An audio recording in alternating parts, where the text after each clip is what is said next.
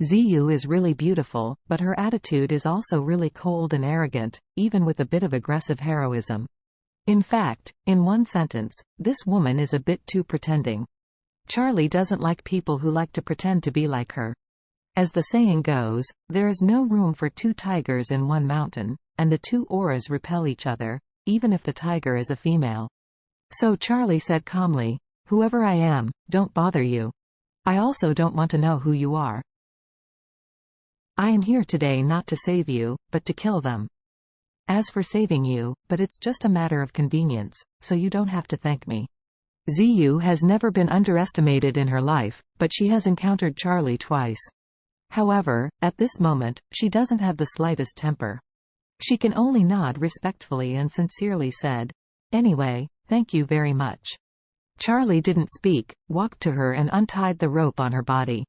After that, he pulled off her brother's headgear, and pulled off the towel that was stuck in his mouth. Jufei has not been able to speak, nor has he seen everything that happened in this room, but when he heard Charlie's voice, he had already guessed that it was him.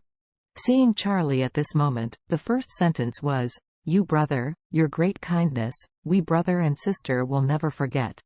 Charlie untied the rope on his body and said blankly, "Okay, don't talk so much nonsense, I will set fire to burn this place later. You two quickly run away." Ziyu hurriedly asked, "My dear man, I wonder if you can lend me your phone. I want to call home. I have lost my phone."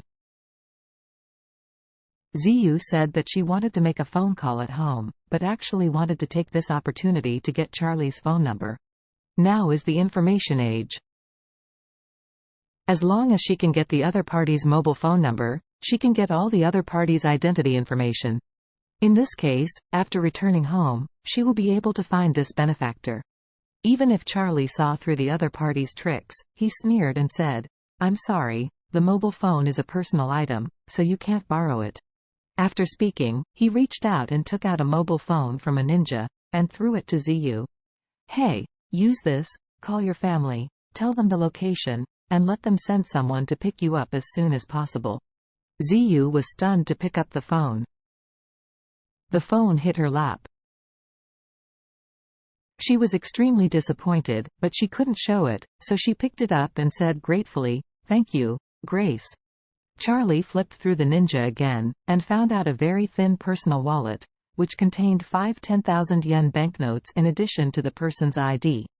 Although it is not much, it is enough for them to find a place to stay, wait a few hours, and wait for their family to pick them up. No matter what, this money enough for them to take the train back to Tokyo. So Charlie handed the money to Ziyu, and said, "You take the money, go with your brother quickly." Ziyu hesitated in her heart. She really didn't want to leave like this. Because she didn't know Charlie's identity yet, for fear that she would never see him ever again. At this moment, she wanted to tell Charlie her identity so that he would come to her if he encountered any difficulties after returning home. However, when the words came to her lips, she swallowed it back. This is because she knew in her heart that an unruly top expert like Charlie would never put her identity in his eyes. If she told him that she was the granddaughter of Su family, it would be counterproductive. He might think that she deliberately used her identity to put pressure on him, and thus disgusted herself. He may also avoid her completely in the country from now on because he does not want to have any intersection with her. In that case, revealing the identity now would be self-defeating. So, she had to stand up, bowed deeply to Charlie, and said sincerely, "Benevolence, thank you for your life-saving grace.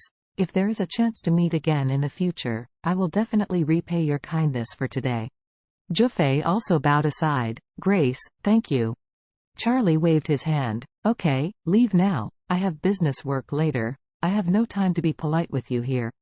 Jufei was a little embarrassed, so he nodded his head again and again. "Sorry, we delayed your business." Ziyu looked at Charlie, bit her lower lip, trying to say something, but finally gave up.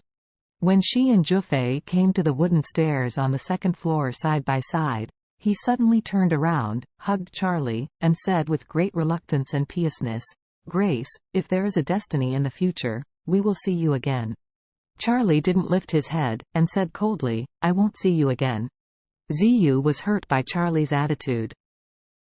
She looked at Charlie's profile, bit her lower lip vigorously, did not speak anymore, turned and left the courtyard with her brother.